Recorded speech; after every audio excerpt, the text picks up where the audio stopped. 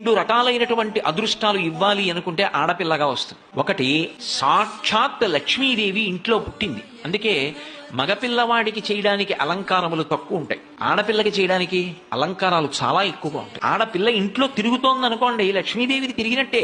ఒకటి, ఆ పిల్ల పుట్టిన వేళ, ఆ పిల్ల తిరిగిన వేళ సాక్షాత్ లక్ష్మీదేవి ఇంటికి వచ్చిందని గుర్తు. రెండు, ఆడపిల్ల పుట్టింది అంటే ఆ పిల్లని ఎక్కడికి చేరుస్తున్నారు? ఎవరో ఓ పేరున్నవాడికి కాదు ఇస్తున్నది, సాక్షాత్ నారాయణ స్వరూపాయ వరాయ.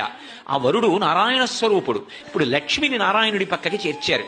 ఆ చేర్చిన కారణం చేత ఏమైంది? 10 తరాలు తర్వాత వచ్చేవి, 10 తరాలు నా ముందున్నవి, నేను ఒక తరం, 21 తరాలు ఉద్ధరింపబడ్డారు, ఉన్నత లోకాలకి వెళ్ళారు. ఏది మగపిల్లవాడి విషయంలో చూపించండి అలా ప్రమాణం. అలా చేయగలడా?